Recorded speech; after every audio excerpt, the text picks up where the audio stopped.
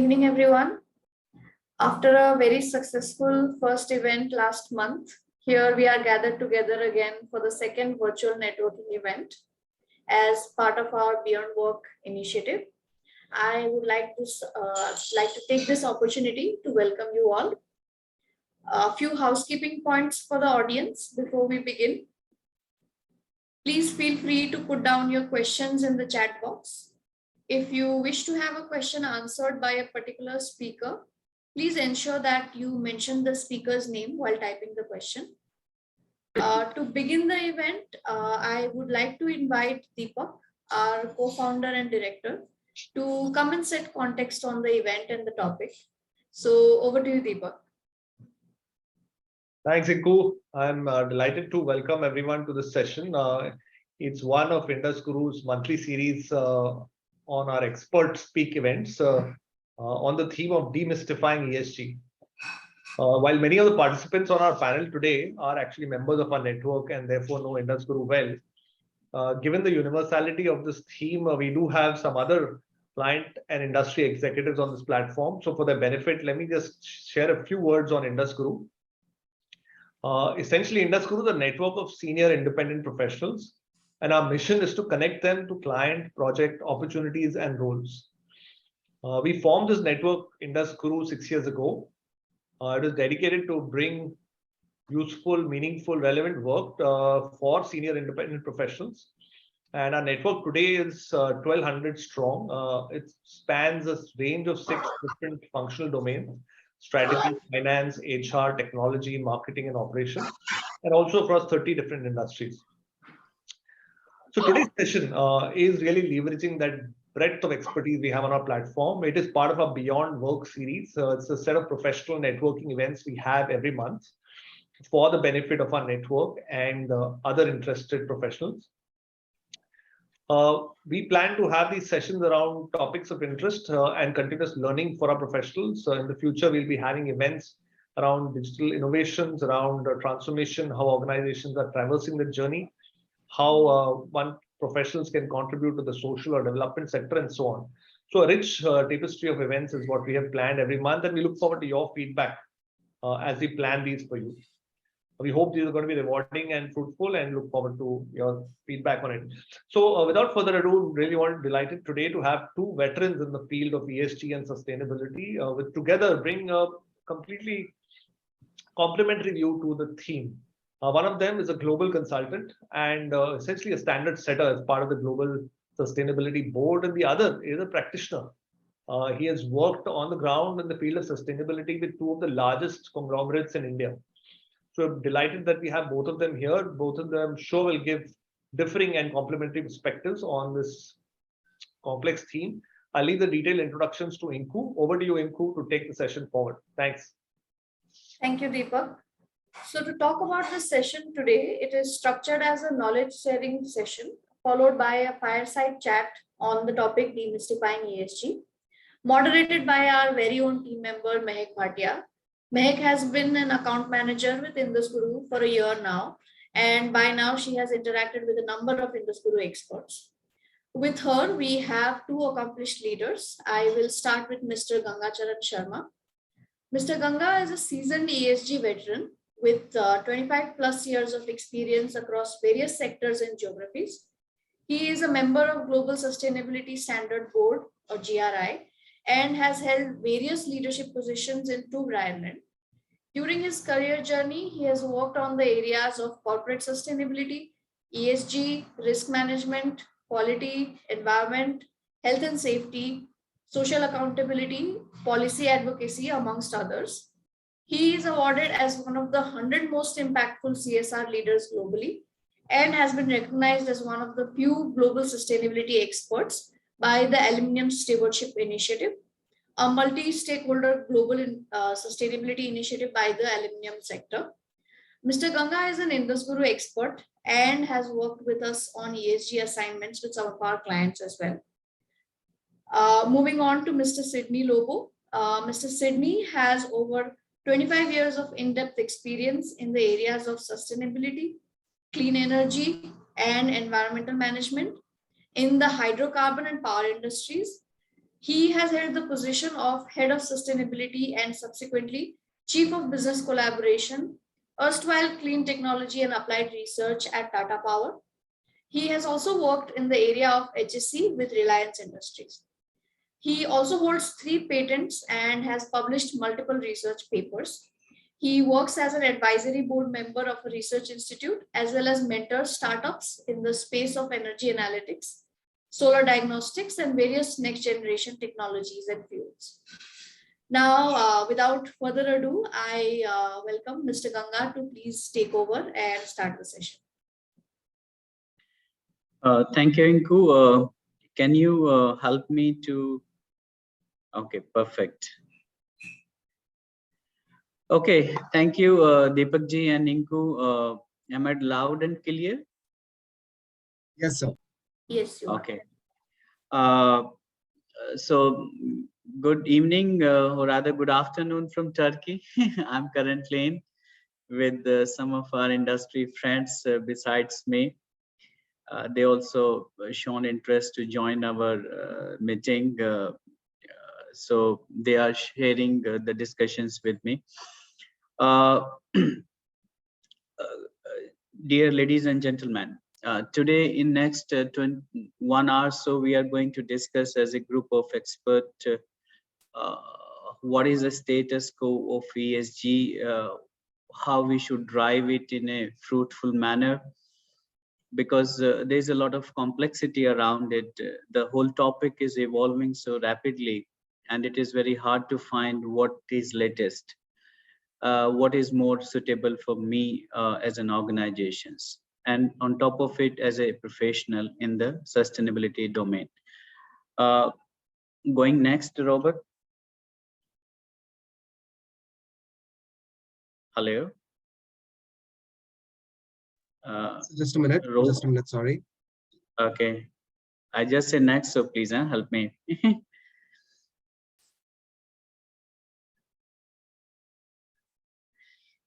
So within the time, we are going to cover 4 topics. One is the basic introduction, because many times we don't understood the fundamentals or basics somehow. So it's important to recollect what does it mean and how does ESG is really interacting or having interface with our whole set of organizations. Another important point is regulatory developments. As I said a few seconds ago, a lot of things are happening worldwide in the domain of ESG. So how is the status quo in India, elsewhere, European Commissions, United States, etc. Then we are going to little bit deep down into the ESG part of it. What are the major elements? And we have picked up one example, how the structure of GRI, which is one of the most popular standard framework reporting platform. And then a little bit clarify the reporting and rating, which are 2 different topics, should not be mixed up. Robin, next, please.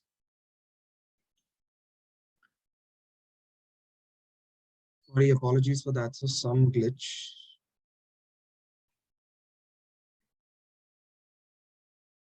Or you give me the access, I would run it from my side. So you can go ahead now.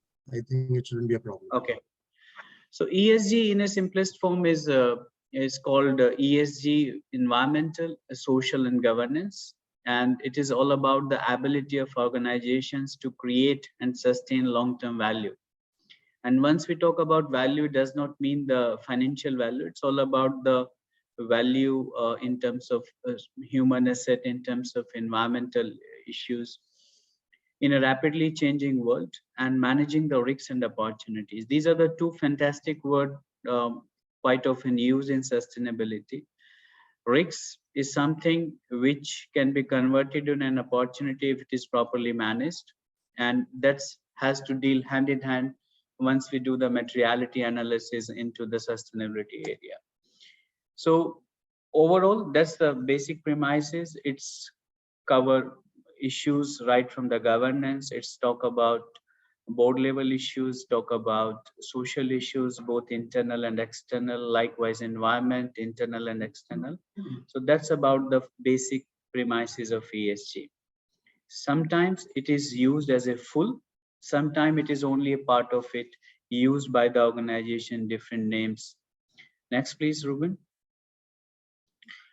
So social is basically criteria refers to many times we believe social is something to do charity for the outside world, to the NGOs, to the civil society organizations. But if you see the whole intent of social dimension of ESG is not only talk about the external part of it, but also the internal part of it. So it's all about managing the relationship with the stakeholders, both internal as well as external. Typical external stakeholders are communities, our customers, our suppliers, government authorities, research institute or academia. Internal stakeholder could be our contract employees, our own employees, our management, for example. Governance as a topic is basically, so far it is something deal at a board level. But the criteria of governance refer here is the company leadership and management philosophy. How does the management drive the changes in ESG? How is the governance structure around it? How is the decision making? How ethical is the conduct? How transparent we are? So these are all related terms we used in the section of governance. Environment is addressing the company operational environmental impact and stewardship. How does we understand, we manage our environmental impact of our operations, and not only operations within the four walls or premises. If our product, our business need a lot of logistical things, warehousing, external activity, everything has to be part of this assessment, not only our only manufacturing. Next, please, Ruben. Historically, if we see, it's all started with the conventional HSC. Few people, just the sequence change, health, safety, and environment, or in India, we more often say EHS. It started to the record around 1980s, then gradually around 1989, Brundtland Commission was the first enacted by United Nations to introduce the concept of sustainable development, and then thereafter the whole discussions evolving these terms sustainable development and sustainability, gradually coming by year 2010, start taking shape more of as a CSR responsibility, how the organization is supporting but that was more of an externalization of the responsibility. Around the same time, there was a one standard published by ISO, which is one of the few ISO labeled standard in ESG, which is called ISO 26000, around social responsibility. That also talk about not only the responsibility of a business or corporate, but overall social responsibility. For example, government have a responsibility to create a right policy framework.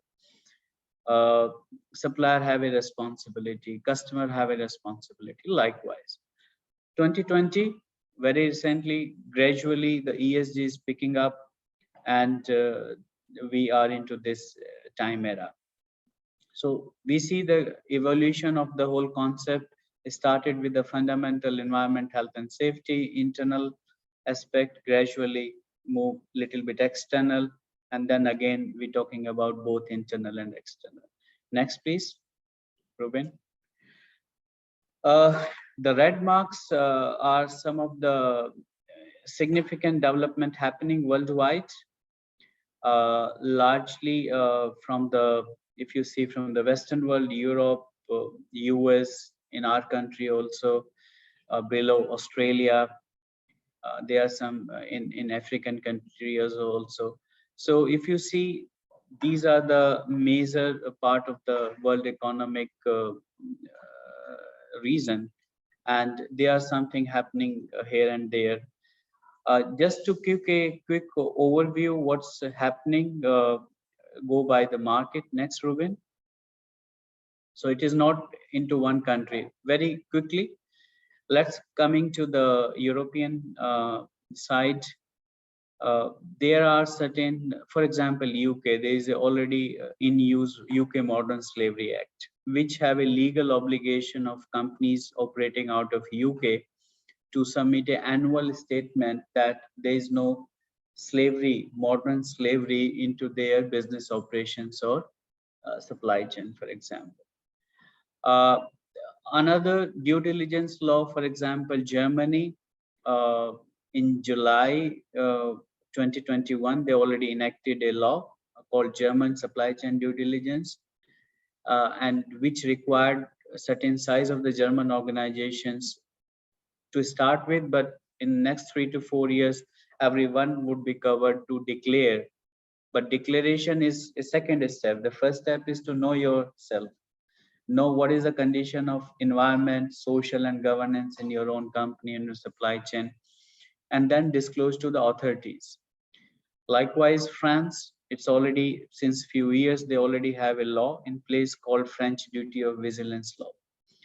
So by having a law in your respective country, it means that we don't have any choice rather to integrate our ESG system or practices in a systematic way. We cannot afford to drive the whole sustainability in a peripheral issues or on ad hoc basis.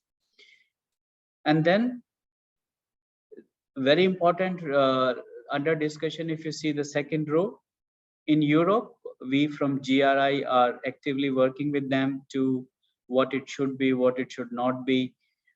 We also talking about the concept of double materiality, means non-financial materiality and financial materiality, to combine the reporting with the financial professionals. So there is a European directive called CSRD, which is under first draft, is already open for public discussions. If you have chance, please go and comment.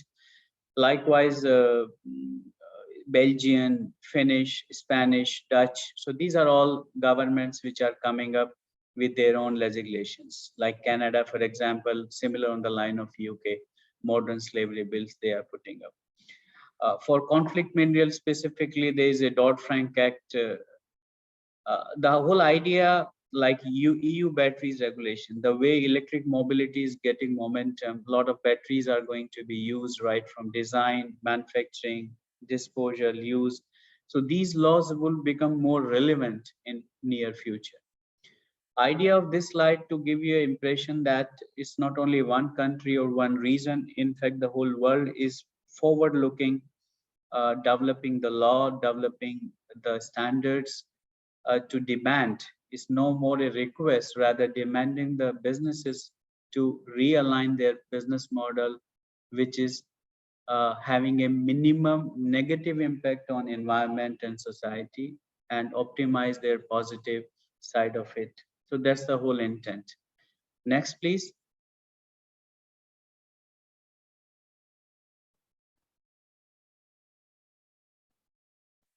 Ruben, any problem? Just a minute, sir. Okay. Okay.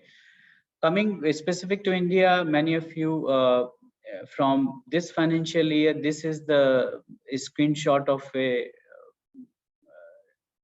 office order by Indian Stock Exchange, which is regulated by SEBI, called Securities and Exchange Board of India.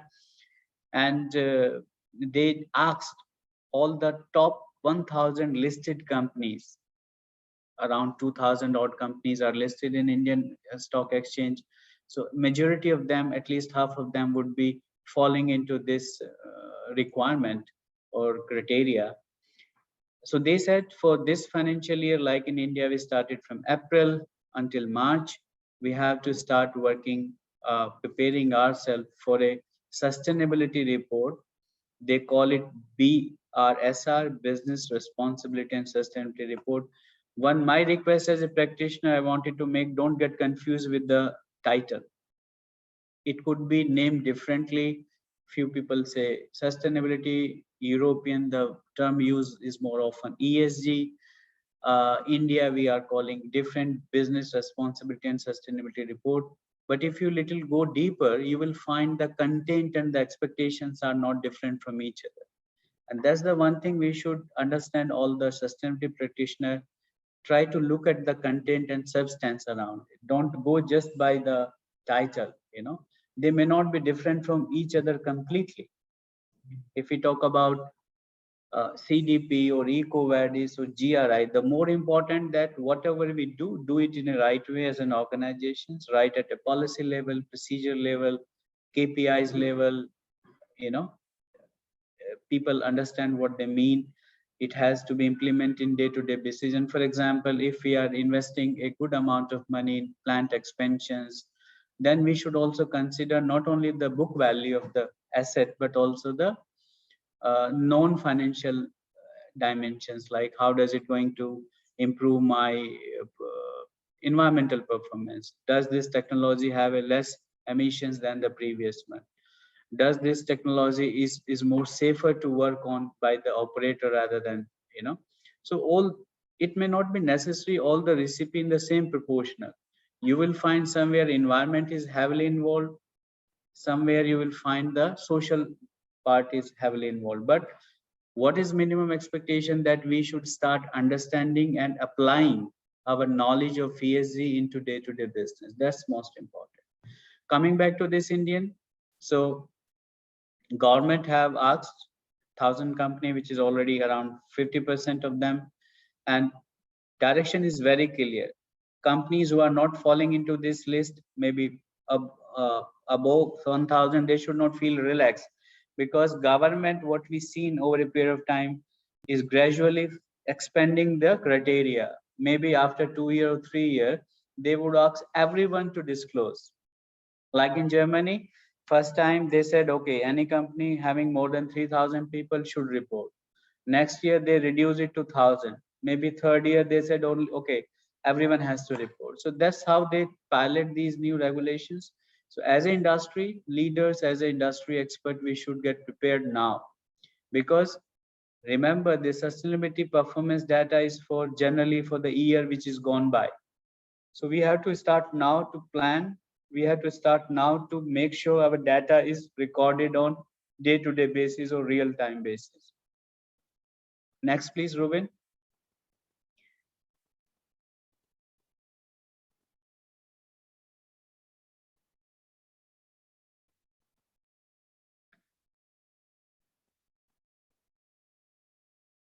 Okay. You will find some relevance and alignment with some other standard. It would be a point of interest or good to read about. For example, United Nations have a guiding principle on business and human rights. We, through our practice, we came to know that recently some of the standards or initiative, for example, for pharma, they mandatorily ask the companies while they draft their human rights policy should make a formal commitment to follow guiding principle on business and human rights, or they mandatorily ask the management to make a commitment that they will follow OECD guidelines for multinational enterprises. So if we wanted to make a reference to our human rights policy, whatever we have or we are likely to make, we should also a good idea to read through these documents and try to see alignment to it. So these are few international standards which can be applied in Europe, can be applied in India or Asia or in Turkey or elsewhere to refine or rephrase your existing policies or new policy you're willing to develop. Next, please.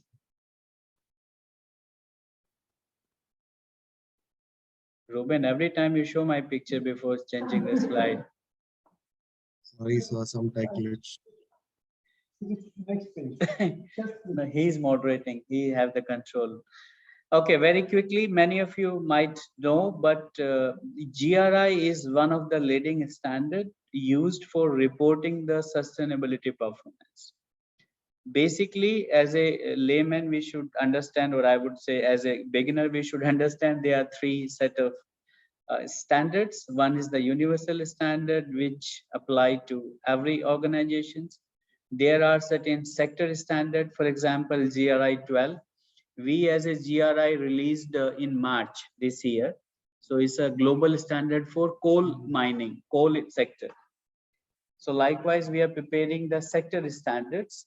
So if you have a standard like for aluminium, you have a standard, then you can pick up those relevant. Or if you are telecom, you are energy, utility. So there are some sector standards. So middle is more of a related sector part. Third is the topic standard. Topic means based on your materiality analysis, if you decided, okay, I need to report on these topic, then you can find more deeper insight about these performance area into your these topic standards. So there are total 31 topic standards, and you can pick and choose based on your materiality analysis. Next, please, Ruben. One thing about GRI people should understand, it is a reporting framework. It is not a management system per se. So reporting comes towards end of the leg. First, we have to develop our system, our processes, our framework, and align with our routine, or I would say conventional standard like ISO 14001 for environment, ISO 45001 for health and safety, ISO 26000 for example, or if it is risks related, then ISO 31000. So you can find relevance or reference to existing standards which talk about a particular topic, but in totality we have to have a system who generate a reliable, consistent performance data about sustainable performance of our company. The importance of ESG, if you see from a risk point of view or business continuity point of view, it's help us to develop an environmental system, social system, economic system. And once we say economic, it's also include the financial part of it. So economic is a larger picture or extension of the financial performance. For example, some of the indicator for economic performance is that how much percentage of your purchased value is localized. How do we promote the Indianizations or localizations? Because having a local supplier will have a positive impact on the local economy, will also have a positive impact on logistic cost would be raised, and goes up to the emissions part. So that's how we have to understand and link reputations. Majority of the companies are listed companies, and it's a matter of reputation also to manage, or rather implement ESG expectations or requirement. All in all, the ESG practices helping businesses to reduce their business risks. It would be unfair to say it can reduce it completely or make it zero. That's not an ideal situations, but at least it would reduce your risks to a tolerable level, or at least what type of risks might emerge and what is my response plan would be there. Opportunity management, interesting, because you will find many customers, especially the large company, they prefer suppliers who have certain credentials in sustainability. It could be multifaceted like energy, water, certifications to particular standards, EcoVadis, CDP. There's a number of things.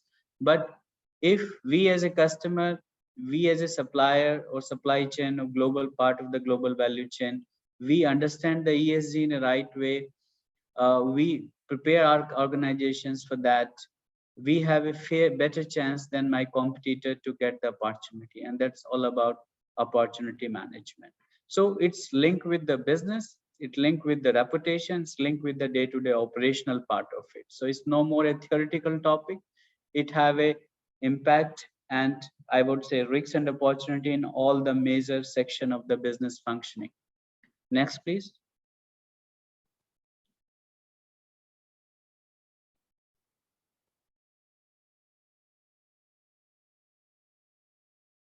Maybe one or two slide more. I know I'm a little bit behind.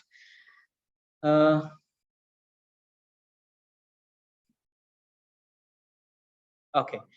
A quick recap of major topic under different area of environment, social and governance. For example, environment topic related to climate change and biodiversity is part of environment, greenhouse gas emissions and energy efficiency, waste management, especially countries like in Turkey, there is already legislation on zero waste.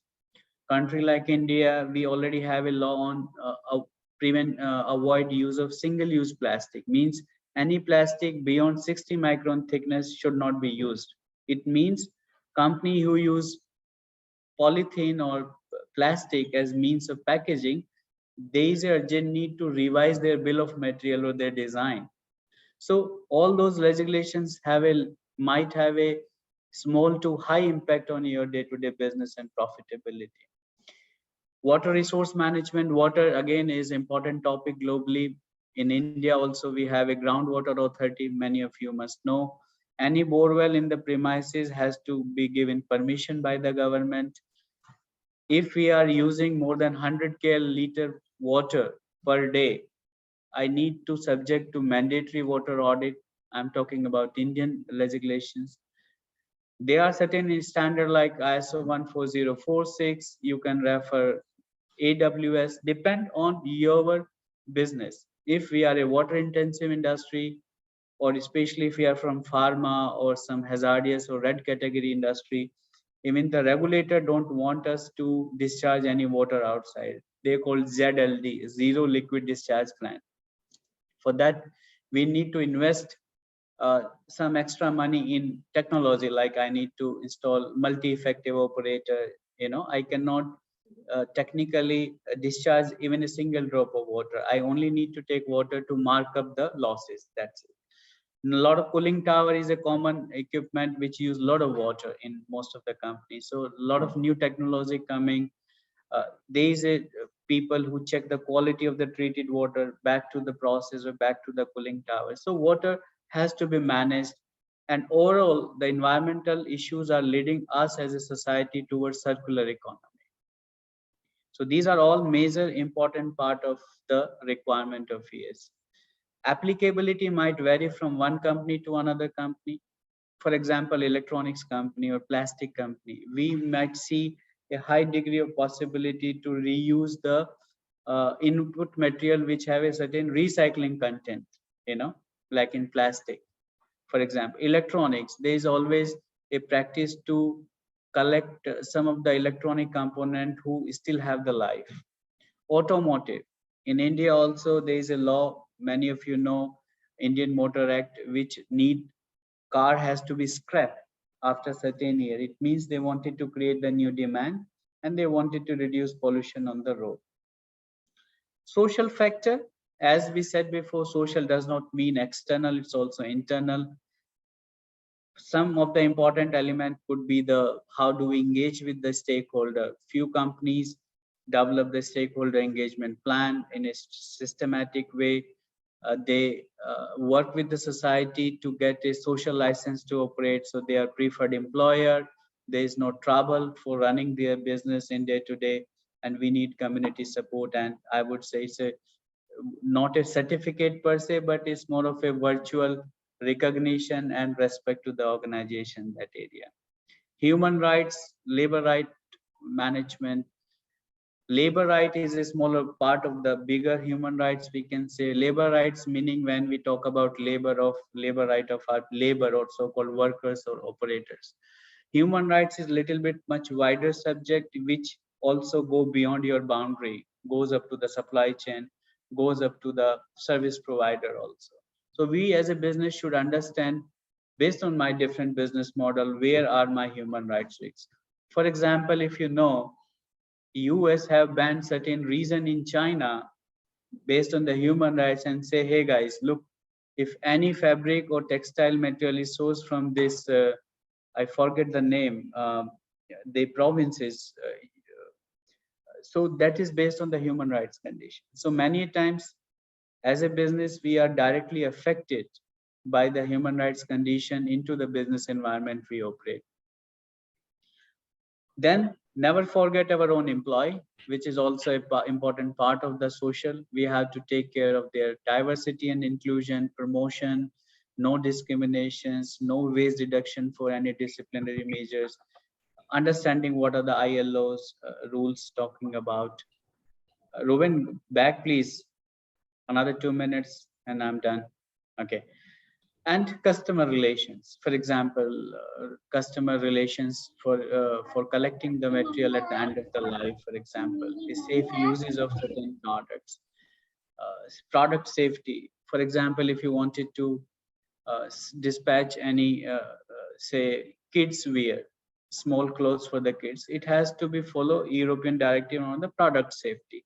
So these are the beneficiaries, the social or human being or kids or women or gents, but they are part of the product safety. So that's how we had to relate different topic with these three pillars of ESG. Like governance, supply chain management is part of it, board quality and diversity. For example, in India, law say at least 33% of the board members should be women, because they believe having a female on the board, they can bring their own perspective. They can take care of the women rights in the organizations.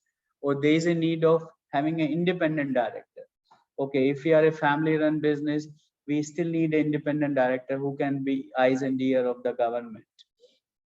Transparency and accountability, stakeholder trust and materiality, risk management, what we discussed at a governance at an enterprise level, environmental risk assessment, safety risk assessment, these are part and parcel of it. The standard talking about the enterprise organization-wide risk assessment from different dimensions. So these are the multi-topic. In your respective company, you will find some have more relevance, some may not have that relevance, but none of them would be not applicable for sure. Okay, next please. So these are the different things. There are two slide between Ruben.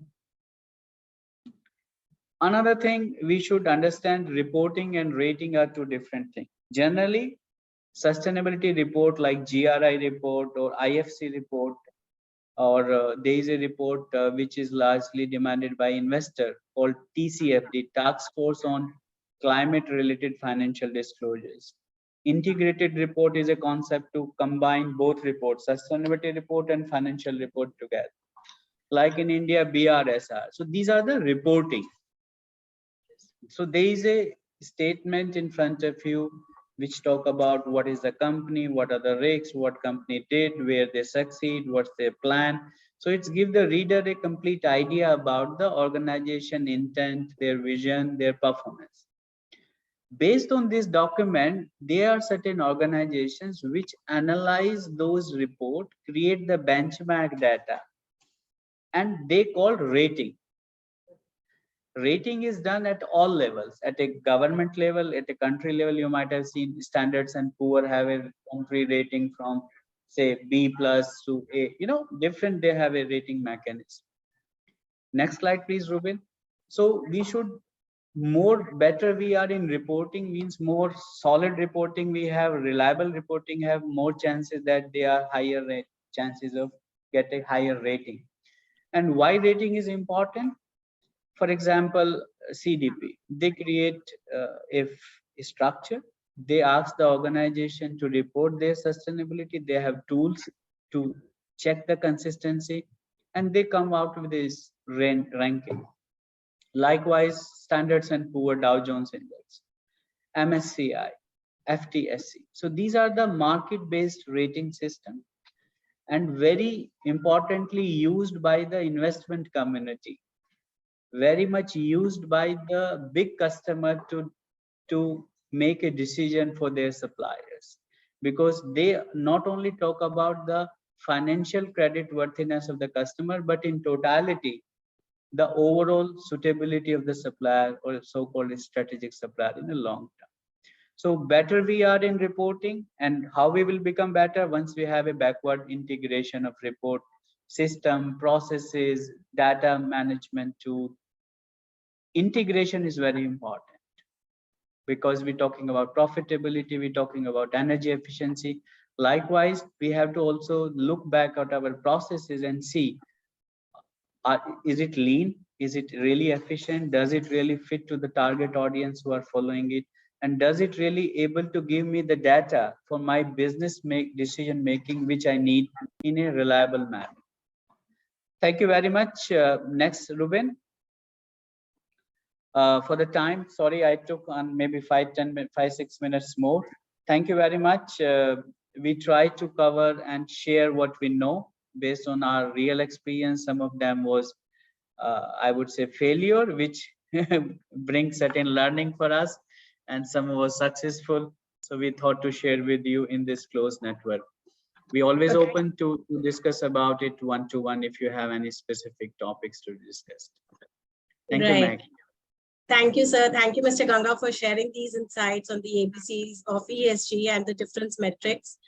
For everyone's benefit, I'm Mehek. I'll be moderating the session head on. So coming to the next part of the event, let me start by asking my first question to our next speaker, that is Mr. Sidney. So Mr. Sidney, you were instrumental in setting up the sustainability department in Tata Power more than 10 years ago. Probably this was well before these terms are even fashionable. So do share with us the first steps you took and how has sustainability world really changed from those early days? So I think, thanks, Mehek. I'll get down to the crux of it. You at that time, 10 years ago, the MD or the CEO, he should be given more credit than anybody else because he was a leader and he had the vision, and that's how the sustainability department was created, or rather it was opened up for creation. Yes, I came in, and then first and foremost, in the power sector, to understand what is sustainability was the biggest challenge. So there was a lot of knowledge sharing that we had to do, and being your thermal based generation, so you had to actually educate people as to, okay, we utilize so much water, we pump out so much CO2, what is global warming. And to do that, we had set in a lot of we put in a lot of simple PowerPoint slides, and of course the knowledge sharing sessions were not like this, but they were in person because COVID hadn't struck by then. And that's how the entire education or know-how of what sustainability actually is. Otherwise, it's just a word in the dictionary. Someone can look it up. But how does it apply to that specific industry? And the fact is, the team that we built, was a group of young guys and girls, who were passionate about this subject. Because there was no degree in sustainability per se. So they were passionate about this topic. They were passionate about this subject. And that's how we started out.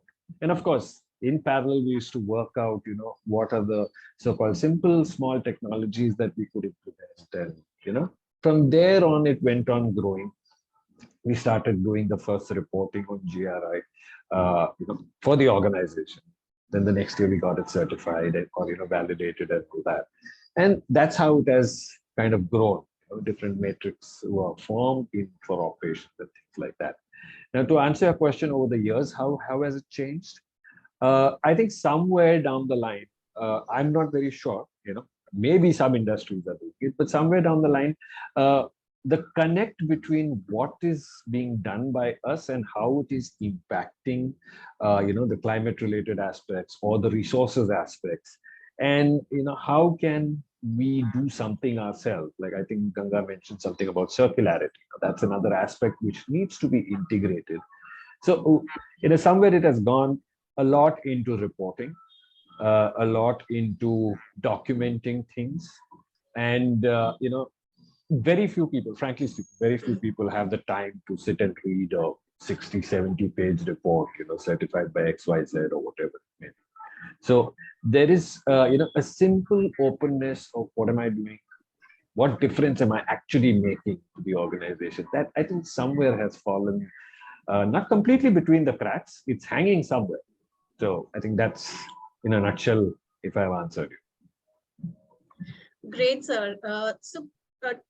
Taking forward the topic that you've brought about circularity. So as we are hearing circularity and the circular economy nowadays a lot, let me ask you, is this more about new technology or can it be achieved by better management practices across the value chain? It would be great if you can share a few examples also from your experience. So actually, if I may use the term, in India, we are a circular economy because right since, our childhood, the old newspapers are sold and then they are put into making new print or whatever. So there is a cycle to it. So that is nothing but circularity. Now, in industry, what one has to look at, and there is a saying, one man's waste is another man's treasure. That's how you have kabadiwalas in India, and they use the stuff which we throw and they make money out of it. That's nothing but circularity. Now, how does what the industry needs to look at it, saying that, okay, can I make a value out of this? And it brings in value. That's why it's called circular economy.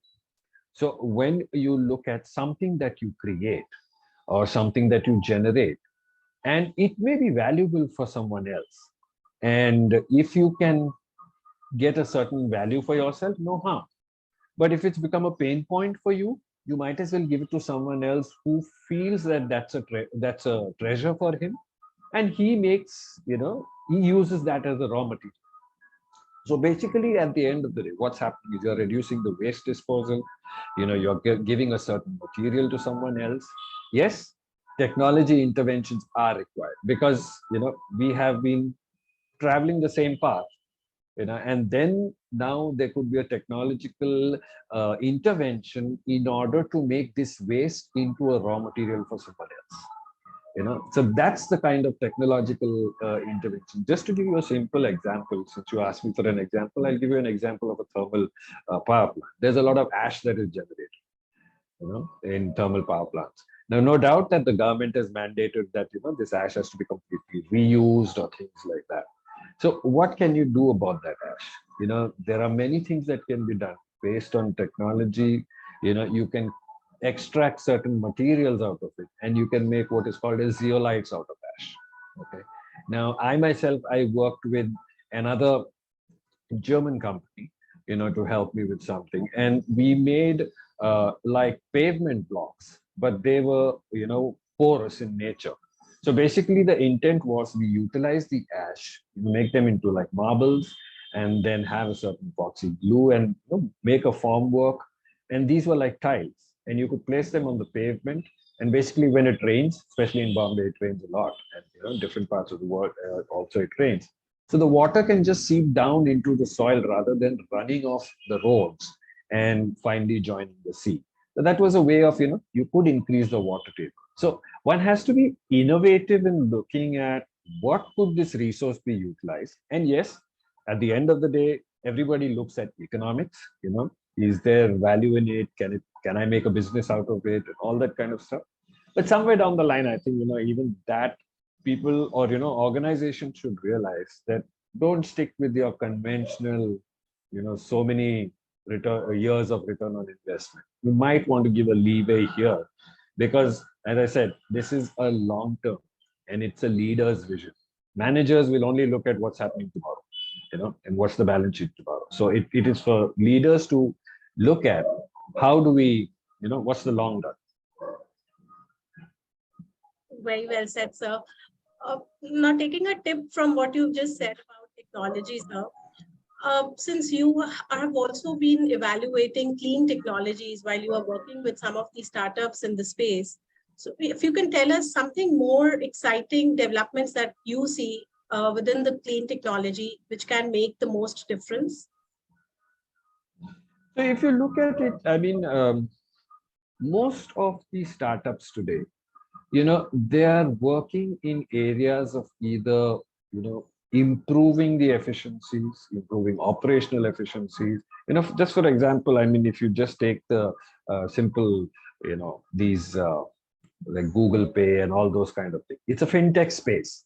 But what does it do? It basically helps us to do a faster payment. The transaction becomes faster. It saves our time or whatever. You don't have to kind of write a check, wait for it to clear and things like that, as it was done in the past.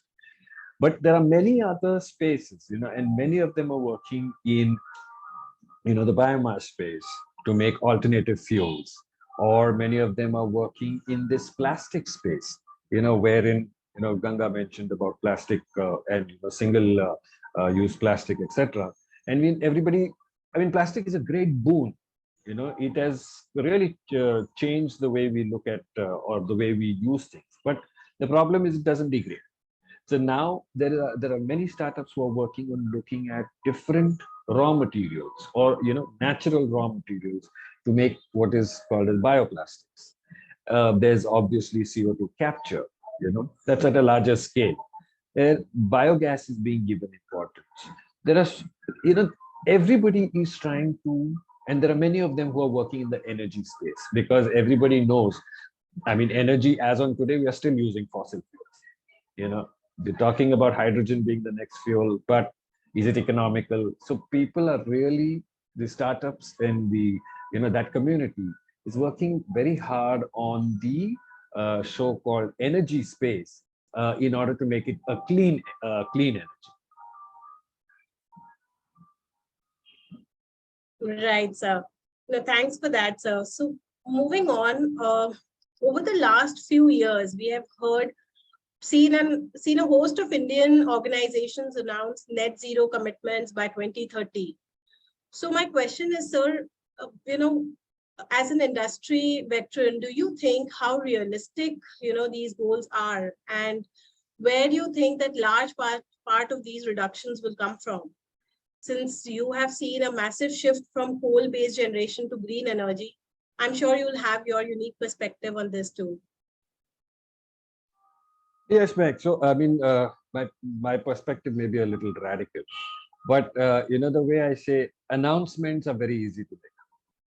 People say there are many organizations who said that we'll be, net zero by 2050. Some say, 2060. Now, I don't know whether these so-called managers or leaders who make these announcements will be alive at that time, to kind of justify their statement. But the most important thing that I feel is, as an organization, if an organization is committing to say that I will be net zero by this and this year, then I think they should put out their path, in the open domain. How am I going to achieve it? What are the various things that I'm going to do? What is the investment that I will need? If that kind of a plan is put out in the open, and nobody's saying that it's cast in stone. If you miss a year or a couple of years here and there, it's okay. But at least, your pathway is clear. And, you will see that this organization is working towards getting towards a net zero. Now, you asked about, whether technologies will play a role. Yes. And again, it is not a single solution. If we are looking at, be it water conservation, be it carbon abatement or whatever, it's not going to be one solution fits all. So it has to be a menu of different solutions. Some could be just as simple as you plant a huge damn forest, because technologies can only achieve so much. There may be still about 10% left for you to kind of get to that net zero space. So that's what I'm trying to say is, if you have thought about how you're going to achieve it, you will know what are the plans that you will have, and you will know what's the investment that you need to put in, and put it out into the open. Let the world know what you are actually going to do, and maybe even audit you. Right, sir. So, Mr. Ganga, I have the same question for you. As an industry advisor, what do you think, how realistic these goals are, and where will the large part of these reductions come from? Basically, from a realistic point of view, as in continuation what Mr. Lobo said, yes, they are doable. The one challenge, or what we came across after talking to different sector in India or elsewhere, the industry is doing so much already, but somewhat there is a integration is somewhat missing. Few companies are doing fantastic job on energy efficiency. Few industries doing fantastic job on water. But unfortunately, there was a lack of or piece of advice for them either by their customer or their own people are not trained enough to understand the whole intent, the whole concept itself. So they might be doing better than if they put 2030, 2040 vision, and if they distribute the whole goals into year-on-year target, maybe they are doing little ahead of it already. But there is no clarity. And one of the reason could be because the business uncertainty has gone up in recent years. After Corona, especially the longevity of the business, the forecasting has changed its whole meaning. That could be the one reason why businesses are not really committing long term, but at the same time they are doing enough. If I put everything together, so it's all about to connect all those dots. Important part is that sustainability is no longer a part-time job. And if I do a little bit pause and see the root cause of it, why the industry is not really able to connect themselves, one of the things comes to my mind as a practitioner: there is no dedicated responsibility. Only few companies have sustainability as a function. Generally, by default, they have given to EHS or energy guys these roles. However, the whole concept of social is outside of it. Either the guys don't have any understanding or any administrative control on it, or sourcing team is a different organization within the organization altogether. So having the organization structure in place would be the first step to make it realistic. Coming back, yes, it is realistic. Only thing is to understand the things in a right perspective. And as Mr. Lobo said, put on a piece of paper, at least start planning about it, put into the domain. Some good companies already put their 2030, 2040 plan in open domain. Quite possible they achieve before it, quite possible it might be delayed. But more important is the intent and transparency in sharing, engaging your stakeholders.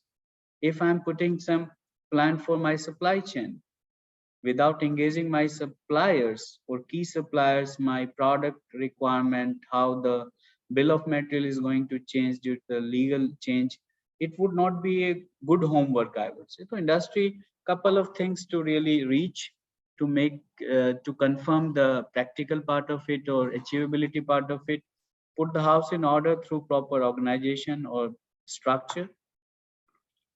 Many companies might argue that, okay, we are not big enough, sir, we can't afford a sustainability officer, what to do?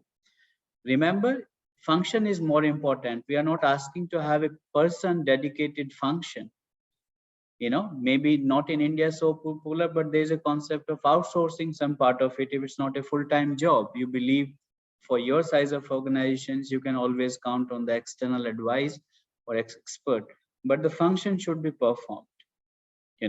So integrations and all the time trying to link with the larger vision, larger goal is more important to achieve the doability. We don't see any problem, to be honest. Technological space is changing very fast. Honestly speaking, many years ago, we were only heard about SAP. We have SAP, and company was seen, yes, if a company have SAP, it's very fantastic company. No, we have multiple tools, IT technology based tool, which can provide the real-time performance. For example, in India, don't underestimate our own country. In few sectors, our discharge quantity and quality of water is real-time captured at the government big screen. And the moment any violations in terms of parameter, there is a red flag goes and Smes.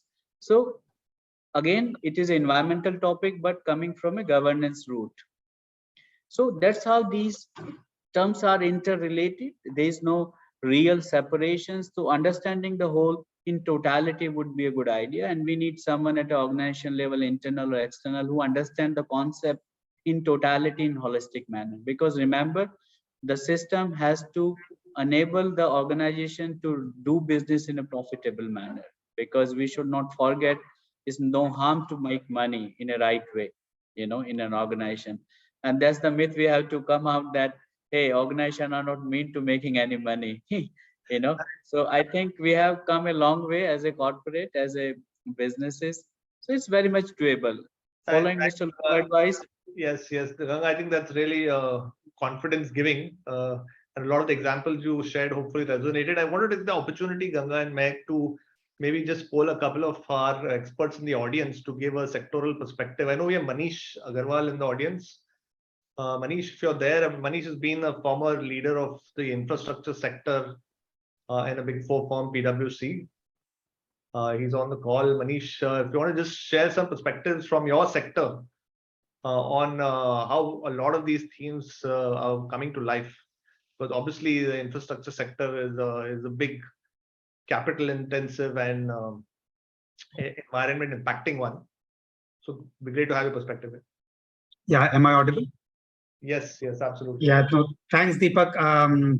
Honestly, I'm not sure if I really know what is what many of the infrastructure companies are doing, but as an infrastructure sector professional, kind of I worry more about the alignment of some of the ESG goals with the nation's priorities. And to take one example, which is that the country needs affordable and reliable power, which is not necessarily aligned with clean power. Clean power is expensive and unreliable. So I think it will be a balancing act, between the two. And I do hope Tata Power will continue to generate coal-based power until storage becomes affordable, because otherwise we will have to, switch off. We won't have power once the sun goes down in the evenings. The other thing again, kind of related to that, and I look at ESG and sustainability through the Sustainable Development Goals lens.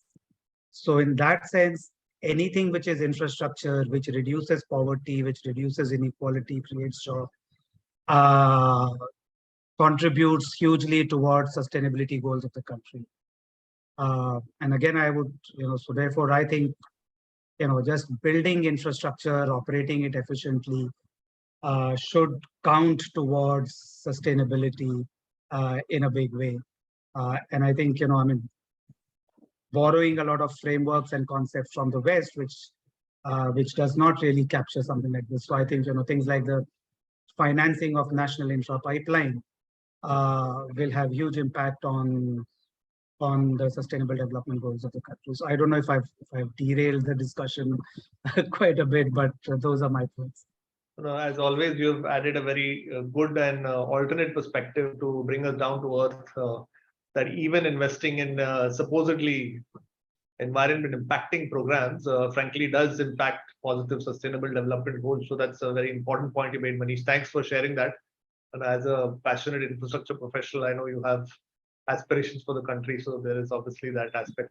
Thanks for that. I'll hand it back to Mehek. If you have any questions from the audience, I know we are a little bit over time, but we do have our audience captive, and hopefully any questions from the audience that we can direct to. Thanks, Manish, for that. To any questions we can direct to Sidney or Ganga. Or back to you. Sure, Deepak. Firstly, I would like to thank Mr. Sidney and Mr. Ganga for their insights about ESG and the different topics we covered. So the one question that we have from the audience is that, is there a sample of BRSR report available? If Mr. Sidney or Ganga can answer that.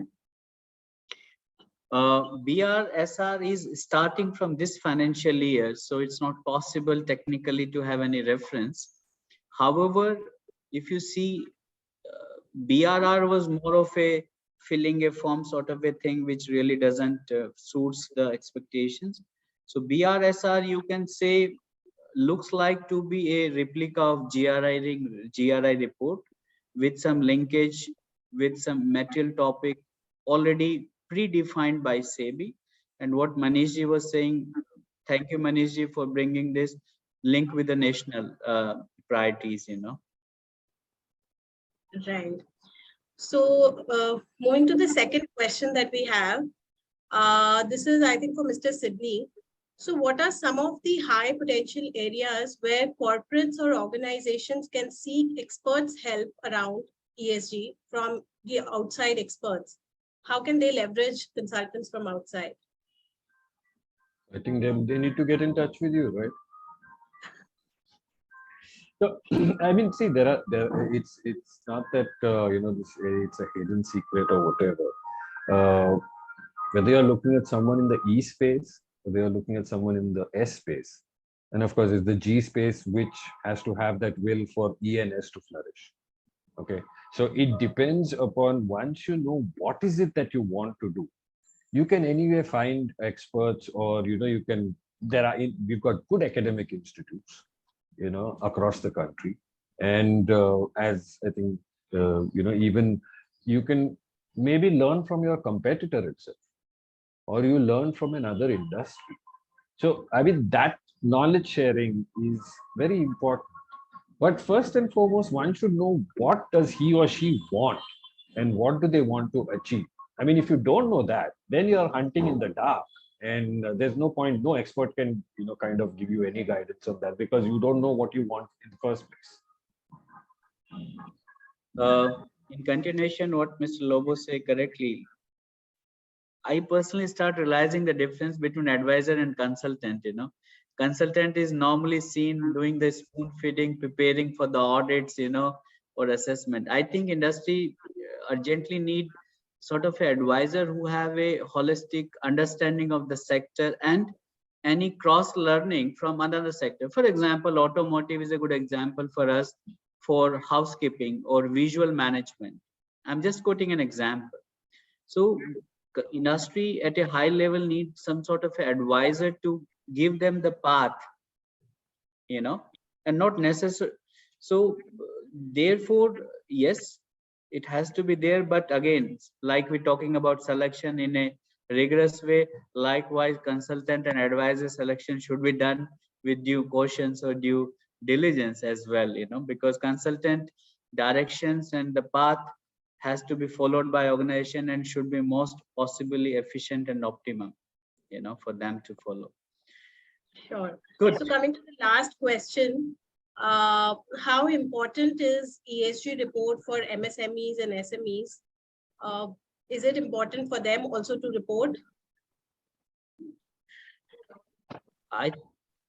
If you see, there is a SMA people who follow it. In fact, first half of the day, there is a scheme called Z, and somewhat that is more or less touching around the topic of sustainability itself. We talk about social, technology, management in IT. So I think for MSME, reporting is not that important, but having the structure in place, the system in place, because largely MSME is very, I would say, driven by QMS 9001, 14,001, 45,001, and they start believing that's all is the whole world. So there is a need to migrate them from the current status to the next level, and how to drive the sustainability into their whole aspect.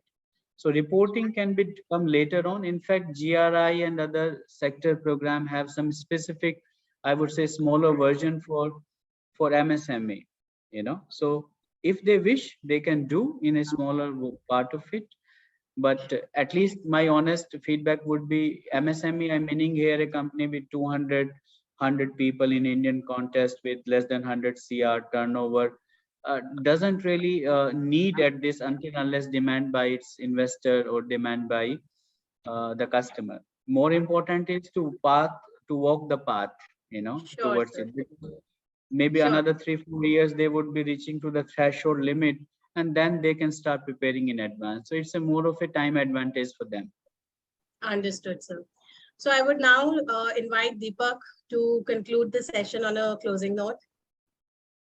I see Tarun Thanks. Sachdev have raised the hand. Have you attended his questions? I think Yeah. probably I covered that already. Okay. Otherwise, you can collect and send it to us, because people should not feel otherwise. Yes, Ganga, absolutely. And I'm just going to cover that. Thanks, Ganga and Sidney, for a very engaging discussion. And thanks, Ganga, for the primer that you gave us, a very holistic view, I'm sure, of the whole ESG agenda. Thanks to the audience also, which has stayed engaged through this session. Appreciate that. I just want to call out a few things that stuck with me as you all spoke. I think clearly, Ganga, you really showed us that ESG is a global concern. I mean, that map which talked about all countries around the world formulating their own policies and regulations. Obviously, everyone's trying to do the best thing, but it's an evolving space, I think, and a global agenda. That was pretty clear.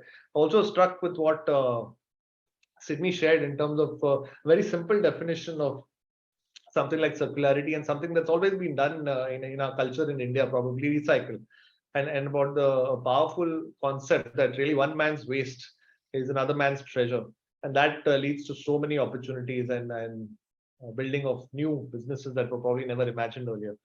And lastly, I mean, clearly acknowledge the point. I think that again, Sidney made that really it's not an agenda which is a department or a functional agenda. It's a leadership vision about bringing about this change.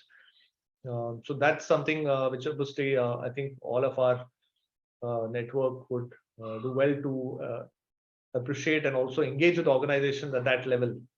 And lastly, again, it's also important to get that counter view and challenge from Manish that oftentimes there are trade-offs to be done, and development agenda in a nation may on the face of it conflict with ESG goals, but overall in the longer term, development is all about lifting people from the current state they're in and building their future too. So thanks very much for everyone for a very varied set of and rich inputs on the subject. I know we probably scratched the surface. If any of you have questions about the ESG agenda, please feel free to reach out. You have, of course, our experts, Ganga and Sidney, and you can reach out to us, of course, if you have specific questions, we'll direct it to them and share back with you. Do suggest also any inputs that you would have for us for future events. Do stay engaged. This platform is meant for our network on discussing themes which are of current, emerging, and interest and of relevance to the future for all of us. So with that, let me conclude the session today and thank you all very much once again for being part of it.